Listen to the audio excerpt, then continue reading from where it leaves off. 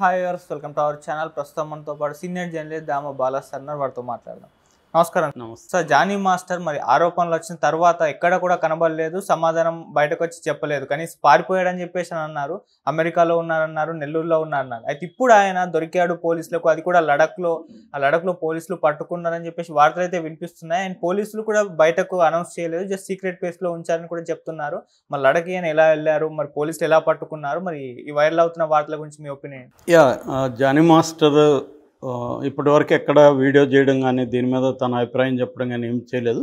యాక్చువల్గా జానీ మాస్టర్కి ముందే తెలుసు ఈ అమ్మాయి, ఎందుకంటే 2 వారాలకు ముందే తను ఫిల్మ్ ఛాంబర్లో కంప్లైంట్ చేసినప్పుడేమో వర్క్ ప్లేస్ హరాస్మెంట్ మాత్రమే చేసింది. సో అప్పుడు ఫిల్మ్ ఛాంబరు, ఝాన్సీ వీళ్ళందరూ కూడా జానీ మాస్టర్ని కాంటాక్ట్ చేశారు. ఆయన ఒపీనియన్ కూడా తీసుకున్నారు. అంటే ముందుగానే జానీ మాస్టర్కి విషయం అయితే లీక్ అయింది. అందుకని ఈ అమ్మాయి పోలీస్ కంప్లైంట్ ఇవ్వక ముందే జానీ మాస్టరు స్కిప్ అయిపోయినట్టుగా తెలుస్తుంది మనకి.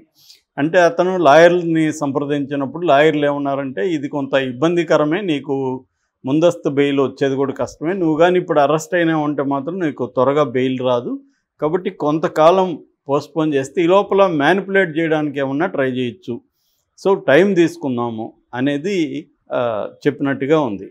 అందుకని జానీ మాస్టరు ఎక్కడ ఉన్నాడు అనేది ఇప్పుడు రకరకాల పుకార్లు. నిన్న అమెరికాలో ఉన్నాడని నిన్నంత వార్తలు వచ్చాయి.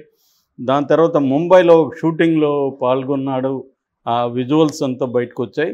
దాని తర్వాత నెల్లూరులో ఇతన్ని కొంతమంది దాచిపెట్టారని నిన్న వార్తలు వచ్చాయి. ఇప్పుడు కొత్తగా వస్తున్న వార్త ఏంటంటే, ఇతను లడఖ్కి వెళ్ళాడు, లడఖ్లో ఇతన్ని పట్టుకున్నారు పోలీసులు అని. 4 బృందాలు వెళ్ళాయి, లడఖ్లో ఇతను దొరికాడు అని. లడఖ్కి ఎలా వెళ్ళాడు అంటే కూడా ఇతను, వీళ్ళ భార్య, వీళ్ళ ఫ్రెండ్ ముగ్గురు కలిసి వెళ్ళారు. ఫ్రెండ్ కారులో వెళ్ళాడు. తన కారు, తన సెల్ ఫోన్ ఇవన్నీ ఇక్కడే పడేసి సో ఫ్రెండ్ కారులో వెళ్ళాడు. సో ఫ్రెండ్ కారులో కూడా ఎలా వెళ్ళారంటే, హైదరాబాద్ నుంచి పూణే నుంచి గుజరాత్ నుంచి రాజస్థాన్ నుంచి హర్యానా నుంచి పంజాబ్ నుంచి శ్రీనగర్ నుంచి లడఖ్. ఇది రూట్ మ్యాప్ కూడా బయటకు వచ్చింది. సో ఇలా వెళ్ళాడు. ఎందుకంటే ట్రైన్ కానీ ఫ్లైట్లు కానీ ఉపయోగిస్తే ఈజీగా దొరికిపోతాడు కాబట్టి, కారు అయితే, అది కూడా ఫ్రెండ్ కారు అయితే తనని ట్రేస్ చేయలేరు అన్నది అతని ప్లాన్ అని చెప్తున్నారు. అందుకని ఇలా ఇన్ని రూట్లు మార్చి వెళ్ళాడు. జనరల్గానే జానీ మాస్టర్ ఏంటంటే అనేక భాషల్లో కొరియోగ్రఫీ చేస్తున్నాడు కాబట్టి తనకి రకరకాల వ్యక్తులు ముంబైలో పరిచయాలు ఉన్నాయి. అందువల్ల లడఖ్లో కూడా కొంతమంది పరిచయాలు ఉన్నాయి. రెండోది అతను ముస్లిం కూడా కాబట్టి కొంత జమ్మూ కాశ్మీర్ ముస్లింలతో కూడా కొంత పరిచయాలు వచ్చాయి.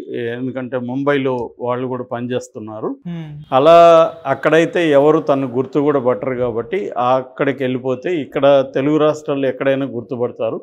నెల్లూరులో దాక్కున్నా కూడా కష్టమవుతుంది, ఎవరో ఒకరు చూసే ప్రమాదం ఉంది. అందుకని లడఖ్కి వెళ్ళిపోదామని తను ప్లాన్ చేసినట్టుగా చెప్తున్నారు. బట్ పోలీసులు ఇవాళ పెద్ద కష్టం కాదు పట్టుకోవడం అనేది. ఎందుకంటే వాళ్ళు ఎవరెవరు ఫ్రెండ్స్ ఉన్నారు, ఇతనికి ఎవరు హెల్ప్ చేస్తారు, ఇవన్నీ ఆల్రెడీ తీశారు. మామూలుగా అయితే పోలీసులు బిగినింగ్లో ఇది మనకు తెలుసు, రాయదుర్గంలో ఫస్ట్ అమ్మాయి కంప్లైంట్ ఇచ్చింది, అక్కడ 0 ఎఫ్ఐఆర్ పెట్టారు. దాని తర్వాత 0 ఎఫ్ఐఆర్ని నార్సింగి పోలీసులకి ట్రాన్స్ఫర్ చేశారు. అక్కడ అది రెగ్యులర్ ఎఫ్ఐఆర్ చేశారు. ఎఫ్ఐఆర్ చేసినాక ఆ అమ్మాయిని కాంటాక్ట్ చేశారు. ఆ అమ్మాయి వాంగ్మూలాల్ని డీటెయిల్గా తీసుకున్నప్పుడు వాళ్ళు బిగినింగ్లో పెట్టిన సెక్షన్లు ఏంటంటే 376 కేసు, 506 క్రిమినల్ ఇంటిమిడేషన్ అంటే బెదిరింపులు అన్నమాట, క్రిమినల్ బెదిరింపులు. 3వ సెక్షన్ 323(2) అది వచ్చి కాజింగ్ హర్ట్ అంటారు, గాయపరచడం. దీంతోపాటు తర్వాత పోష్ అని ఒక యాక్ట్ని చేర్చారు, 2023 యాక్ట్. పోష్ అంటే prevention of sexual harassment in work place అనమాట. వర్క్ ప్లేస్లో సెక్సువల్ హరాస్మెంట్ని ప్రివెంట్ చేయడం, ప్రొహిబిట్ చేయడం, రెడ్రెసల్, ఈ 3 కలిసి ఉంటాయి. ఇది 2013 యాక్ట్, 23 అన్న 13 యాక్ట్. సో ఇది పెట్టారు. లేటెస్ట్గా ఏంటంటే ఈ అమ్మాయితో డీటెయిల్గా పోలీసులు మాట్లాడినప్పుడు ఈ అమ్మాయి చెప్పింది ఏంటంటే, తనకిప్పుడు 21 ఏళ్ళ వయసు. తను 2017లో ఫస్ట్ డీలో ఒక డ్యాన్స్ ప్రోగ్రామ్ పార్టిసిపేట్ చేసింది. ఆ తర్వాత వీళ్ళ టీం జానీ టీం కాంటాక్ట్ చేసిన అమ్మాయిని, ఇలాగ జానీ టీంలో చేరతావా అని అడిగారు. 2019 నుంచి నేను జానీ మాస్టర్ టీంలో పనిచేస్తున్నాను. సో 2019లోనే నన్ను ముంబై తీసుకెళ్ళాడు. అక్కడ ఏదో ప్రోగ్రామ్ అని చెప్పి అక్కడే నన్ను సెక్సువల్గా బలాత్కారం చేసి నాతో చేశాడు అనేది ఆ అమ్మాయి ఆరోపించింది. అంటే ఇప్పుడు 2024లో అమ్మాయికి 21 అయినప్పుడు 29 అంటే 19 అంటే 5 ఇయర్స్ ముందు ఆ అమ్మాయి వయసు 16 అవుతుంది. సో 16 ఇయర్స్లోనే అతను ఈమెని లైంగికంగా కలిశాడనేది ఇప్పుడు ఆ అమ్మాయి వాంగ్మూలంలో తెలిసింది. సో 16 అంటే ఖచ్చితంగా మైనర్ కిందకు వస్తుంది. 18 వరకు మన దేశంలో సెక్సువల్ ఏజ్ని ఫిమేల్కి 18, ఫిమేల్కైనా మేల్కైనా 18 ఉంది. సో అందుకని 18 లోపల అబ్బాయి అయినా అమ్మాయి అయినా ఎవరితో అయినా కూడా 18 లోపల కానీ ఎవరు వాళ్ళతో లైంగికంగా కలిసిన అది నేరం కిందకు వస్తుంది. రెండోది ఇది రేపు. ఆమె వాలంటరీగా కూడా ఆమె కలిశానని చెప్పట్లేదు. నన్ను భయభ్రాంతాలు చేసి బెదిరించి నన్ను రేప్ చేశాడని చెప్తుంది.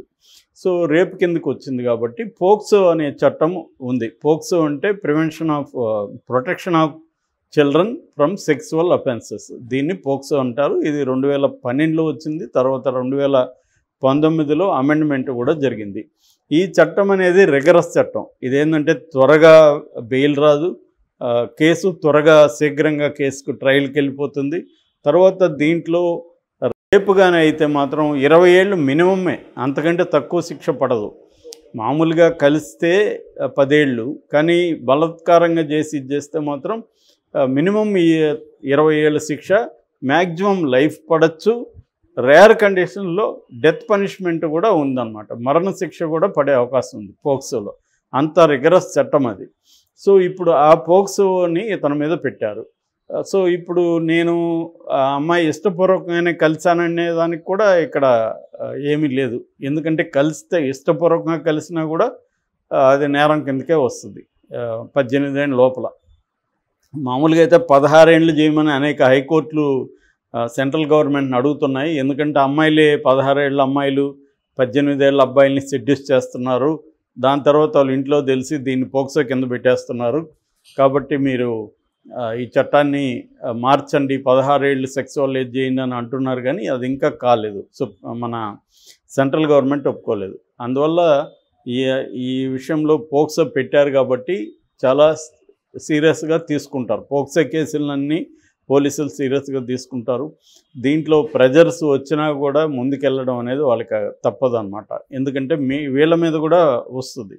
పోక్సో కేసు పెట్టి ఎందుకు మీరు ఇంత ఉన్నారు, అందుకని వాళ్ళు 4 బృందాలు ఫామ్ అయ్యారని చెప్తున్నారు. ట్రేస్ చేసి లడఖ్లో పట్టుకొని తీసుకొచ్చారని చెప్తున్నారు. అది 1-2 డేస్ వాళ్ళు కంప్లీట్గా వాళ్ళ అధీనంలో పెట్టుకొని కంప్లీట్గా సమాచారాలు రాబట్టి దాని తర్వాత కోర్టుకు ప్రొడ్యూస్ చేసే అవకాశం ఉంది. కోర్టుకు ప్రొడ్యూస్ చేసిన తర్వాత కూడా మళ్ళీ కస్టడీకి అడుగుతారు వీళ్ళు. సో ఇదేంటంటే ఇప్పుడు ఆరోపణల కిందకి వస్తాయి అంతే. ఆ అమ్మాయి ఆరోపించింది, దీనికి విట్నెస్లు ఏమున్నాయి అనేది కొలాబరేటివ్ విట్నెస్ని ఇప్పుడు తీసుకోవాలి. ప్రత్యక్షంగా ఉండరు ఇట్లాంటి కేసుల్లో.